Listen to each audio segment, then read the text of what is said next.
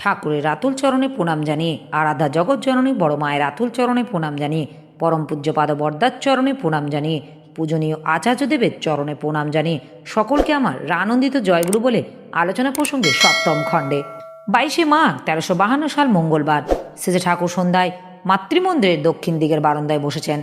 শরৎ হালদা, প্রমোদ দে, ভোলানাথ সরকার, গোপেন রায়, কিরণ মুখার্জি, বীরেন মিত্র প্রভৃতি অনেকেই উপস্থিত আছেন।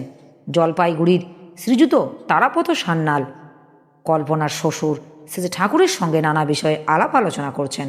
কথা প্রসঙ্গে তিনি বললেন, পাশ্চাত্য দেশগুলি জ্ঞান গবেষণার পথে নিত্যই এগিয়ে চলেছে।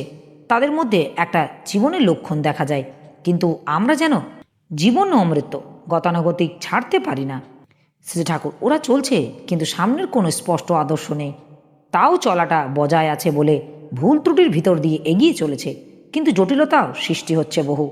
পেছনে দ্রষ্টা না থাকায় ওরা এমন একটা জায়গায় যে হাজির হচ্ছে যেখানে আর তাল সামলাতে পারবে না। সেখানেই প্রয়োজন হবে সর্বতোমুখী আর্য ও ভুয়ো দর্শনের। ইষ্ট ও কৃষ্টি সম্বন্ধিত আমাদের যে চলাটা ছিল তা যদি বজায় থাকতো তাহলে জগতের তাক লেগে যেত।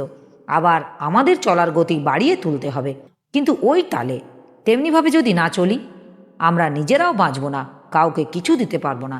অন্যের জাঁকজমক দেখে ঘাবড়ে যেয়ে নিজেদের ঐতিহ্য যা তা যদি ছেড়ে দিই তাতে লাভ কিছু হবে না। আমাদের ভাণ্ডারে এমন কিছু ছিল যার দরুন এত ঘাত প্রতিঘাতের ভিতরেও টিকে আছি, এবং জাতি হিসেবে আন্তর ও বাহ্য উভয়বিধ সম্পদে আমরা সম্পন্ন হয়ে চলতে পেরেছিলাম যুগ যুগ ধরে। সাময়িক বিপর্যয় সবারই আসে, কিন্তু জানবেন আপনারা যদি লাগেন এ জাতির উত্থান অবধারিত, আর আমরা যেদিন জাগব সারা জগৎ তা দিয়ে উপকৃত হবে। কারণ ভারত জানে কাউকে ছেড়ে কেউ নয়। সকলের মুক্তি না হলে মুক্তি নেই, সকলের উন্নতি না হলে তার উন্নতি নেই। সেই জগতের চিন্তাধারাতেই এক বিপ্লব নিয়ে আসবে। কথাগুলি বলতে বলতে সেজে ঠাকুরের চোখ মুখ উদ্দীপ্ত হয়ে উঠল।